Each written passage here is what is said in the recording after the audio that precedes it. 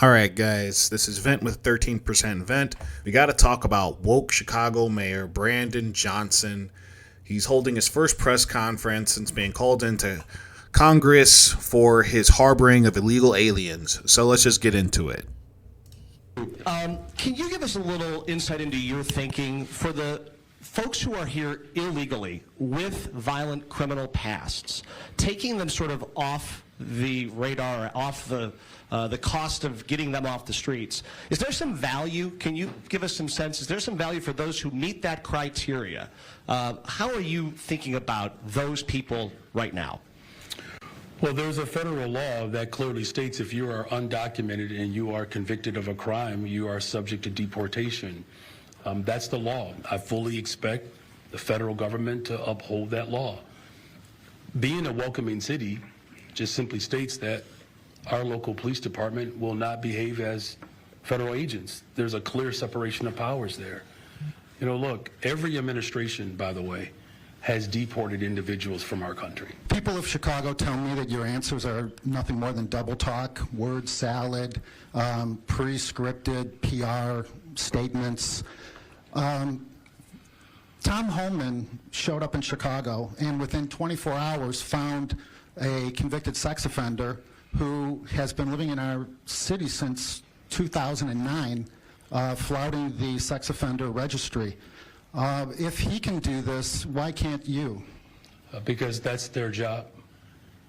That is their job. The federal Their government job's not to keep has a the people of Chicago responsibility safe. to make sure that individuals who are undocumented, who have been charged with, convicted of a crime, it is the federal government's responsibility to do their part and uphold the law.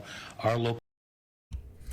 Yeah, you see, now you heard that. So basically what woke Brandon Johnson is saying is yeah, we're going to continue to allow illegals back out onto the street. We're not going to make sure that they get deported. We're not going to protect our citizens. We're going to say, oh, it's the government's job. You know, it's funny. He says he has his Chicago police officers here to serve and protect. But apparently, I guess it doesn't mean serving and protecting against illegal criminals, just, U.S. citizen criminals, I guess. I'm guessing to him, there are limitations on protection. If you are here illegally from another country, it's okay for you to commit crimes. That's essentially what he's saying. And what he's saying is if it's a government's job, we're not going to do anything. It's funny because, when Laken Riley's parents were distraught after their daughter was murdered savagely by one of these illegals, they weren't thinking about whether the help was coming from the federal government or the local state government. They were thinking about, hey, I just lost my daughter. I want this criminal caught. I want them punished. I don't care where they came from. But that's just it with Democrats. They see things differently. If you're an illegal and you're here, you can commit crimes and you can go back out onto the street. Plain and simple. There's no better way to, dress it up other than that. And Brandon Johnson is a prime example of that. And us, Chicagoans, we just can't wait to see him get locked up. And we hope they throw away the key too. And you know what? While we're at it, Fred Flintstone Pritzker can go and join him. Honestly. We'd be so much better for it. The level of corruption in the state, in the city, it's insane. Absolutely insane. But on the bright side, at least we have a competent press secretary this time. Somebody who actually knows how to answer questions, doesn't just run, doesn't feed you a bunch of lies from a binder. Somebody who's well qualified for the job and didn't get the job because of her sexual orientation. Also, she's proudly wearing her cross, which looks very nice.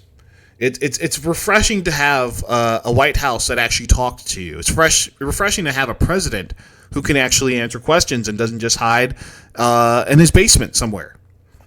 So we're going to watch this new press secretary, and we're going to see how she does when it comes to answering questions. Carolyn, I have to ask you very quickly, just following up on the question on immigration first. President Trump, during the course of the campaign in 2024, said the following about illegal immigration. He said, they're going back home where they belong, and we start with the criminals. There are many, many criminals. NBC News has learned that ICE arrested 1,179 undocumented immigrants on Sunday, but nearly half of them, 566 of the migrants, appear to have no prior criminal record besides entering the country illegally. Is the president still focused exclusively, which is a civil crime, it's not criminal? It's a federal crime. So I'm asking though, he said he was going to focus on those violent offenders first. So is violent offenders no longer the predicate for these people to be deported? The president has said countless times on the campaign trail, I've been with him at the rallies, I know you've been there covering them too, Peter, that he is focused on launching the largest mass deportation operation in American history of illegal criminals. And if you are an individual, a foreign national, who illegally enters the United States of America, you are, by definition, a criminal. And so therefore, you are subject to deportation. I apologize. Ding, ding, ding, ding, ding, right there. That is what we're talking about. You don't just get a free pass because, oh, you crossed over illegally, but you didn't shoot somebody, you didn't rob somebody, so therefore it's okay for you to say no. Crossing over the border is illegal. If you're going to come here, you need to do it the right way. That'd be like going to a grocery store, walking out with 2 gallons of milk, and just saying, oh, it's okay, because, I didn't attack anybody on my way out. Yeah, no, stealing is stealing. It's a crime. You pay fines. You go to jail. It's just a strange concept that the far left media just can't grasp. They can't understand that this nation is a nation of laws. We voted for people to represent us, to create these laws so they can be followed, not ignored, not pushed off to the side, and we expect leadership to enforce this because laws don't mean anything without action. It's just a bunch of words on a piece of paper. And it's so refreshing to have not only just a competent White House secretary, but also competent leadership who's going to do what needs to be done, leadership that's going to carry out tasks that he said he was going to do when he was running. It's honestly refreshing. All right, and lastly, let's just get back to this clown Brandon Johnson, because I just think it's so hilarious the things that he just says. You really just can't get enough of it. But just here we go. Your reaction to border czar Tom Homan making his presence known here in your... It's clear from this administration is that they do not have the full pulse or the breadth of what people in America are calling for. And yet he won all the swing states and won the popular vote, has a Supreme Court. It's not like people voted for this, in this democracy that these Democrats just fight so hard to defend. It's not like he ran on this back in 2016 and ran on it again in 2020 and then ran on it again in 2024. It's not like, he's kind of had this common theme of, protecting the border. Yeah, I guess us Americans were just so surprised to see that, this is actually what he wants to do once he got back to office. But okay. He has made it no secret that he wants to dismantle the education department. He's made it very clear that he is not willing to, uphold the very sensibilities of our democracy to make sure that we're protecting the civil rights of individuals. Look, as a former public school teacher, the fact that everything that we won and fought for during Reconstruction, he is trying to roll back the hands of time. And as I've said, that there's a clear disdain for the fact that the Civil War went in a direction that clearly there are people in this country have not accepted. So we're going to... So the Civil War. Yeah, it's funny that, the Democrats would bring up the Civil War. Who lost that war last time? Yeah, that's right. It was the Democrats. And what did they fight over again? Oh, yeah, slavery. They wanted to keep their slaves so they'd have free labor to pick their cotton, pick their crops, so that they wouldn't have to worry about it because, it was work that they didn't want to do. It's funny that, we have a Democrat trying to defend their slaves. You know, it's kind of ironic that, you know, he would bring up the Civil War. If anything, that'd be the last thing I would think he would want to bring up. But yeah, okay. You want to advocate for protecting your slaves. You know, why don't we just go ahead and skip to this clip of another far leftist advocating for protecting their cheap labor or their slaves. I'm sure we all remember this one. In the name of our God, I ask you to have mercy upon the people in our country who are scared now. There are gay, lesbian, and transgender children in Democratic, Republican, and independent families, some who fear for their lives.